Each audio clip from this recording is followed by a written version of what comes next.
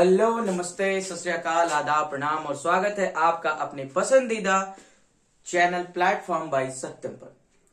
और आज हम वास्तविक संख्याओं की अगली क्लास करने वाले हैं। कल हमने जो देखा था वीडियो में, उसमें हमने इंट्रोडक्शन किया था कि वास्तविक संख्याएं होती क्या है, लेकिन आज हम उससे रिलेटेड सवालों के बारे में डिस्कस करने वाले हैं। कुछ एग्जाम्पल हमने लेके कल बता दिया था कि कैसे क्या करना है। और आज हम पढ़ने वाले हैं एक्सरसाइज 1.1, जिसमें पहला सवाल यह कह रहा है कि निम्नलिखित संख्याओं को उनके अभाज्य गुणनखंडों के गुणनफल के रूप में व्यक्त कीजिए। हमने कल बताया था कि अभाज्य गुणनखंड कैसे किया जाएगा पिछली वीडियो में, इंट्रोडक्शन वाली क्लास में। ऐसे ही इसमें कह रहा है कि अभाज्य गुणनखंडों के गुणनफल के रूप में करना है। अभाज्य संख्या भी हमने बता दी थी कि अभाज्य संख्या क्या होती है कि जो स्वयं से और एक से विभाजित हो, और उन्हीं के जो गुणनफल से संख्याएं प्राप्त होती हैं वे भाज्य संख्याएं होती हैं। भाई अगर अभाज्य संख्याओं को आपस में गुणा कर देंगे तो वो भाज्य संख्या बन जाएगी। तो इन्हीं भाज्य संख्याओं को अभाज्य संख्या के गुणनखंड के रूप में गुणनफल करेंगे। जैसे अगर हम बात करें पहले सवाल की, पहला सवाल हमारा है 140 यानी 140, और कह रहा है कि 140 को उनके अभाज्य गुणनखंड के रूप में व्यक्त कीजिए। तो 140 को हम अभाज्य गुणनखंड के रूप में कैसे व्यक्त करेंगे? बचपन में पढ़ा होगा, 6, 7, 8 में पढ़ा होगा। बहुत ही आसानी से किया जा सकता है। इसमें विभाज्यता का नियम आपको जानना बहुत ही जरूरी है। यदि आप विभाज्यता का नियम नहीं जानते हैं अभाज्य संख्याओं की, तो उनको एक बार पढ़ लीजिए, छोटी क्लास की बुक्स में मिल जाएंगी। लेकिन अगर वो नहीं आता है तो यह आपसे सॉल्व नहीं होगा। बहुत ही छोटी छोटी लेकिन मोटी बातें हैं, इसलिए हम इनको करने वाले हैं। 140 को अभाज्य गुणनखंड के रूप में कैसे व्यक्त करेंगे तो पहले देखेंगे। देखिए 140 में जो हमारा यूनिट है, लास्ट का इकाई का अंक जो है हमारा वो 0 है, यानी ये 2 से भी कट सकता है और 5 से भी कट सकता है। 2 की विभाज्यता का नियम क्या है कि यदि संख्या के इकाई का अंक 0, 2, 4, 6 और 8 हो तो वह संख्या 2 से विभाजित होती है। और 5 का विभाज्यता का नियम कहता है कि यदि संख्या के इकाई का अंक 0 और 5 हो तो वह संख्या 5 से भी विभाजित हो सकती है। अतः हम कह सकते हैं कि 140 हमारा 5 और 2 दोनों से विभाजित हो सकता है। लेकिन हम पहले उस संख्या को लेंगे जो छोटी होगी। तो पहले हम लेंगे 2 को। तो 2 से हम अगर इसको डिवाइड करेंगे तो 2 सते 14 और 0, फिर 2 तिया 6, 1 बचा, 2 पंचे 10। ठीक है। अब इकाई का अंक हमारा 5 है। अब इकाई का अंक अगर हमारा 5 है तो यह संख्या 5 से डिवाइड होगी। अब हम इसको डिवाइड करेंगे, 5 सते 35 और 7 सिर्फ और सिर्फ अपने आप से कटता है। तो हमारा गुणनफल क्या आया, लिख लेंगे यहां बराबर लगा के। तो 140 बराबर हमारा आया 2 गुणे 2 गुणे 5 गुणे 7, 2 गुणे 2 गुणे 5 गुणे 7। अब देखिए इनका मल्टीपल कर, 2 दूनी 4, 4 पंचे 20 और 20 सत्ते 140। अतः हम ऐसे ही नेक्स्ट देखिए सवाल क्या कह रहा है कि 3825। 3825। अब 3825 को कैसे करेंगे? अब इसका इकाई का अंक हमारा 5 है। अब हमने अभी बताया कि इकाई का अंक यदि 5 है तो वह संख्या 5 से विभाजित हो सकती है। अतः हम इसको किससे डिवीजन करेंगे?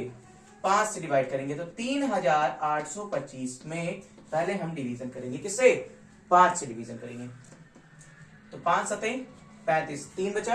अब यहां 3 बचेगा तो 32 हो जाएगा। 5 छक्के 30, 2 बचेगा 25 हो जाएगा। 5 में 25। फिर से इकाई का अंक हमारा 5 आया, फिर 5 से डिवाइड करेंगे तो 5 एकम 5, 2 बचा 26 हो गया। तो 15 पचे 75 यानी 5 25, 1 बचेगा 5 तिया 15। अब यहां आया 153। अब 153 आखिर किससे कटेगी? ढूंढिए 153 किससे कट सकती है? देखिए 5, 3, 8, 1, 9।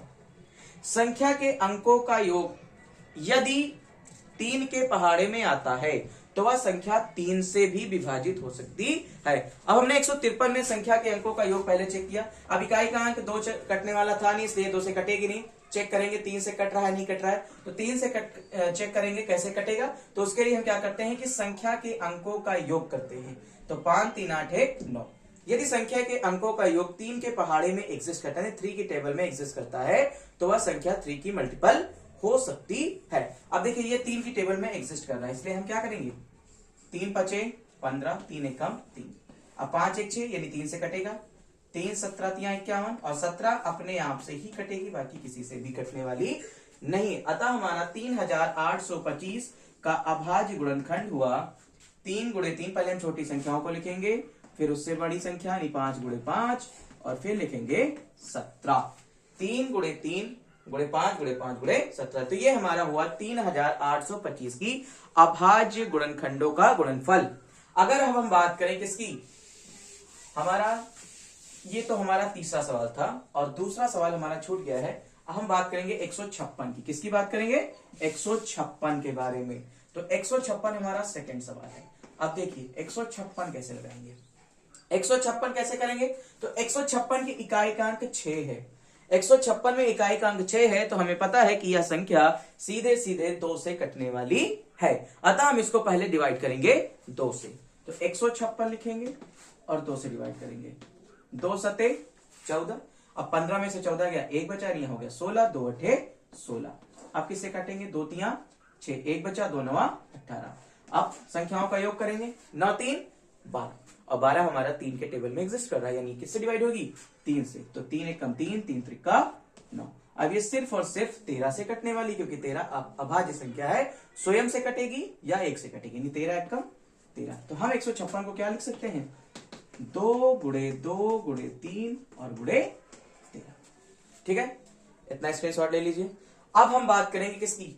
चौथे सवाल की, जो कि है हमारा 5005, जो कि हमारा क्या है? 5005। अब चौथा सवाल है हमारा 5005। अब देखिए यहां का यूनिट डिजिट क्या है? इकाई का अंक क्या है? 5 है। तो अभी हमने बताया कि अगर इकाई का अंक 5 या 0 हो तो वह संख्या 5 से विभाजित होगी। यानी हम किससे डिवाइड करने वाले हैं? 5 से। 5 एकम 5, 2 0 उतार लेंगे, 5 एकम 5। आप देखिए ये संख्या किससे कटेगी, चेक करेंगे। 7 से कटेगी? नहीं कटेगी। कि कट जाएगी?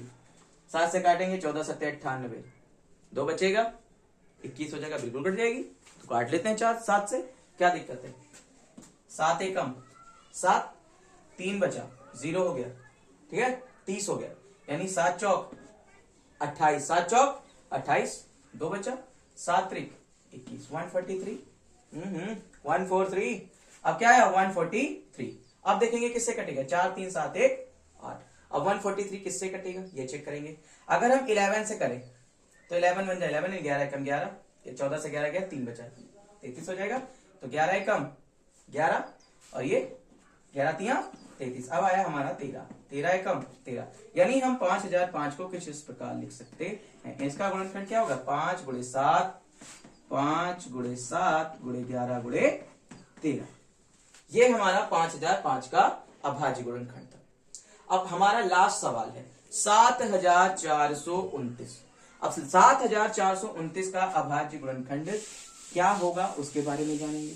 पहले देख लेते हैं 7005वां सवाल है हमारा ये 7429। 7429 में इकाई का अंक 9 है। अब ऐसे डिसाइड तो कर नहीं सकते। अगर 2 4 से कटने वाला होता तो इकाई का अंक 0 2 4 6 8 होता है, नहीं कटेगा। तो हम क्या करेंगे? संख्याओं का योग, 7 4 11, 11 2 13, और 13 9 22, यानी किससे कटेगी? 3 से भी नहीं कटेगी। फिर चेक करेंगे 5 से, तो 5 का विभाजता करेंगे हम, क्या कहता है कि इकाई का अंक 0 या 5, इसका मतलब 5 से भी नहीं कटेगी।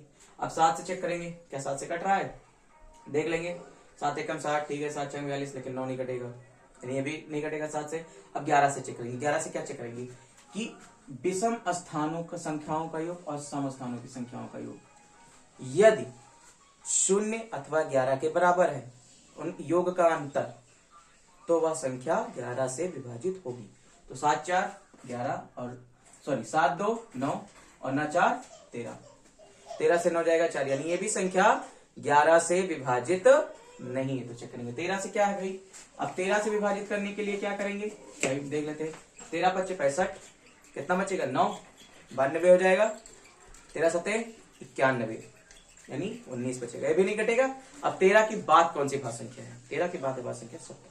17 से चेक करेंगे। 17 3 क्या? 17 चौके 68, 6 बचा 62 हो गया। 17 चौके 68, यानी 3 बार जाएगा। 17 3 51, 11 बचा और 17 17 से कर देगा। यानी ये संख्या किससे कटने वाली है? 17 से कटने वाली है। किससे कटने वाली है? 17 से।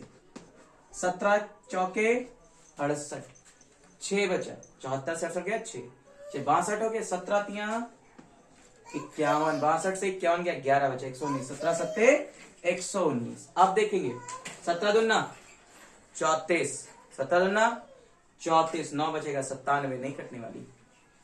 अब 17 के आगे बढ़ेंगे, 19 से काटो, 19 दूनी 38, अब 43 से 38 5 बचा, 19 दिया 57 कट जाएगा।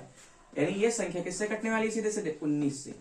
19 दूना 38, 19 दूना 38, कितना बचा 5, 19 दिया 57। अब ये संख्या कटेगी 23 से, यानी अपने आप से। ठीक, यानी हमारा जो 7429 आया, उसका जो हमारा अभाज्य गुणनखंड हुआ वो हुआ 17 गुणे 19 गुणे 23। क्या हुआ, 17 गुणे 19 गुणे 23, 17 गुणे 19 गुणे 23। अब देखिए हमने पहला सवाल तो एक्सरसाइज 1.1 का सॉल्व कर लिया। अगर आपको ये वीडियो समझ में आई है, पढ़ाया हुआ समझ में आया है, तो चैनल को ज्यादा से ज्यादा सब्सक्राइब करें, शेयर करें और लाइक करें। कमेंट करना तो बिल्कुल भी ना भूलें, जैसे दोस्तों की फोटो पे कमेंट करना नहीं भूलते, वैसे ही। Thank you.